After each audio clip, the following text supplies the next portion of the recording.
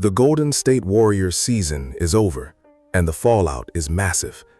On April 17, 2026, the Warriors lost 111-96 to the Phoenix Suns in the play-in game at the Mortgage Matchup Center in Phoenix, Arizona. Just like that, the season was done. Steve Kerr said he needed a week or two to think about his future before talking to owner Joe Lacob and GM Mike Dunleavy. But before any of those conversations could happen, Kerr did something nobody expected. In the final seconds of that loss, he pulled Stephen Curry and Draymond Green into a tight embrace. Microphones caught every word. Said, I don't know what's gonna happen next, but I love you guys to death, and I thank you. Kerr had no idea the NBA would post that clip online, but within hours, it was everywhere. People watched it over and over. The embrace, the words, the look on all three of their faces. It felt like a goodbye. Like all three of them already knew something the rest of us were just starting to figure out. This might have been their last moment together on a sideline. Then Draymond Green went on his podcast, The Draymond Green Show, and said exactly what was on his mind. Said, I hope he's our coach next season. You want my opinion? I think not, just because it feels like that. It felt like that was it. Steve Kerr is not just any coach. As a player, he won 3 rings with Michael Jordan, Scottie Pippen, Dennis Rodman, and Phil Jackson on the Chicago Bulls. He won 2 more with Tim Duncan, David Robinson, and Greg Popovich on the San Antonio Spurs. He holds the NBA's all-time record for three-point percentage at 45.4%. Then he became a coach. He took over the Warriors in 2014 and turned them into a dynasty. They won the title in 2015 in his very first season. Then again in 2017, 2018, and 2022. They went 73-9 in 2015-16, the most wins ever in a regular season. In 12 seasons, Kerr led Golden State to 6 finals appearances and 4 championships. So when a coach like that grabs his 2 biggest stars in the closing seconds and says he doesn't know what's next, the whole basketball world stops. When Draymond Green, who never holds back, says it felt like the end, everyone pays attention. Then the players started talking, one by one, and they all said the same thing. They want Kerr back. But wanting someone back and having the power to keep them are 2 very different things. To understand why this ending hit so hard, you have to understand just how brutal the road to Phoenix really was. This team didn't fade slowly. It got ripped apart. Injuries, one after another. Things that no coach or game plan could fix. It started with promise. Last February, GM Dunleavy traded for Jimmy Butler and signed him to a 2-year extension. It worked immediately. With Butler, the Warriors went 23-7 down the stretch, finished 7th in the West, made it through the play-in, and beat the 2nd seed Houston Rockets in the first round. The 2025-26 season was supposed to be the year the Butler and Curry partnership exploded, and for a while, it was beautiful. The team started slow, but found its footing. In the month before the injury, Golden State had won 12 of 16 games and climbed to the 8th seed. Butler was averaging 20 points, 6 rebounds, and 5 assists. Then January 19, 2026 happened. The Warriors were hosting the Miami Heat, Butler's old team. Butler was dominant. Then in the 3rd quarter, disaster struck. An MRI confirmed Butler tore the ACL in his right knee after landing awkwardly from a pass in the paint. He collided with Miami's Davion Mitchell. His knee buckled and he went down screaming. Gary Payton II and Buddy Hield had to help him off the court. He couldn't put any weight on his leg. GM Mike Dunleavy faced the press the next day. Move forward. The Warriors could barely stand up straight. Draymond Green described the damage perfectly on his podcast. Butler's ACL tear was just the first hit. Then Steph went down with a knee injury and missed 27 straight games. 38 years old and still an all-star, but gone for 2 months. No closer, no Steph. Then Moses Moody, who was averaging 12.1 points per game and finally breaking out, suffered a season-ending torn patella tendon in March. The Warriors season became a nightmare. An uneven start, a brief spark when things looked up, then Butler's ACL, then Steph's knee, a trade that sent Jonathan Kuminga to Atlanta for Kristaps Porzingis, then Moody's injury, then a play-in win followed by a crushing loss and a completely unknown future.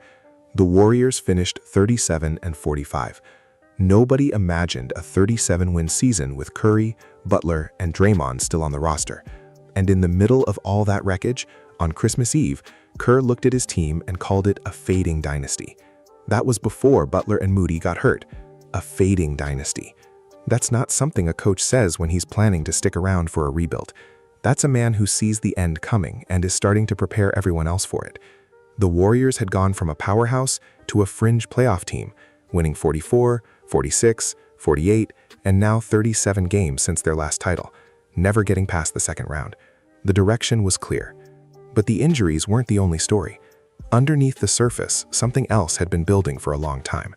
Tensions between Kerr and the front office, tensions between Kerr and certain players, and a clash of visions that finally became impossible to ignore. The biggest crack ran straight through the relationship between Kerr and Jonathan Kuminga. To open the season, Kuminga was on fire, averaging 17.2 points and 7.1 rebounds, and shooting 41.4% from three through the first 9 games. Kerr named him a full-time starter. Then Kuminga collapsed, dropping to 9.6 points per game and shooting just 15.4% from deep in the next 5. Kerr moved him to the bench, and it brought back years of bad blood between the two. Kerr saw Kuminga as an energy wing, a finisher, a defender. Kuminga and his camp believed he had earned the right to be a star with the ball in his hands. That disconnect had been going on for years. In December, things exploded. Kerr called a meeting with Kuminga on December 10th about missing a team event and a separate issue involving a member of his camp taking too much food from the Warriors' family room. The conversation got bigger fast. Both sides unloaded. Kerr slammed his whiteboard in frustration. By late December, Kuminga was already boxing up his belongings at home, expecting a trade. In February, the trade came. He was sent to Atlanta for Porzingis' expiring deal. Kuminga had supporters in the organization, with owner Joe Lacob being the biggest one. Kerr was not among them. Kuminga wasn't the only young player Kerr had clashed with either. Moses Moody, Brandon Podziemski, Quinton Post, all had felt the friction at different points. Kerr had a reputation for favoring veterans over young guys, often seen as unfair. Beyond the locker room, the front office had its own issues brewing. If Kerr returned, they wanted to talk about staffing changes and a shift in offensive philosophy. They felt the team leaned too heavily on three-point shooting and wanted more shots at the rim. This wasn't a small suggestion, it was a deep philosophical disagreement about basketball. And there was more.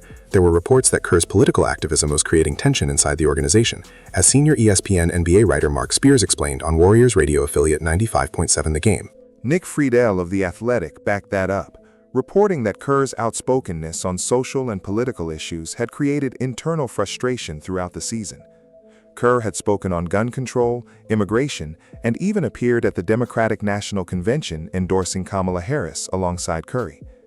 The organization was reportedly getting uncomfortable with all of it. And then there was the money. Kerr made $17.5 million last season. The Warriors were already looking at a luxury tax pile of around $68 million, on top of a $208 million payroll. A high-paid coach with an expired contract is an easy place to cut costs. Kerr's deal had run out.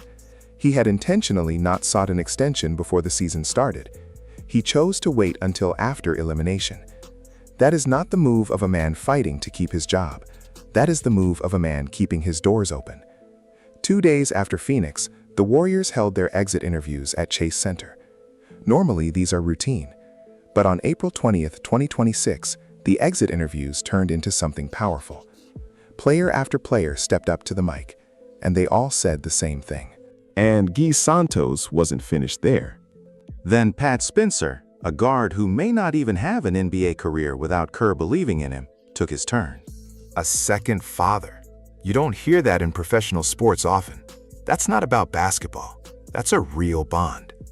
Then came Brandon Podziemski, 23 years old and wise beyond his age. Even the veterans showed up for Kerr.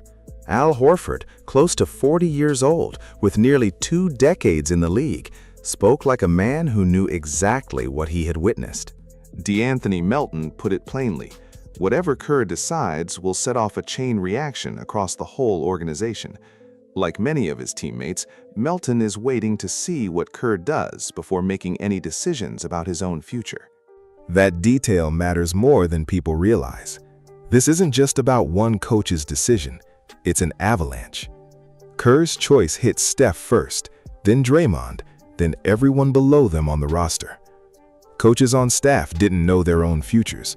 Free agents were on hold. Veterans considering retirement were waiting. The entire franchise was frozen, waiting on one man. And then there was Stephen Curry himself, the greatest shooter who ever lived. 1 year and $62.6 million left on his deal. Curry made it clear he supports Kerr, but he was careful not to demand anything. He said he just wants Kerr to be happy. That framing was deliberate. That's not a man pleading. That's a man who respects someone too much to pressure them, but who also knows that what he wants and what's coming might not be the same thing. And Draymond Green? He did what Draymond always does. He told the truth loudly.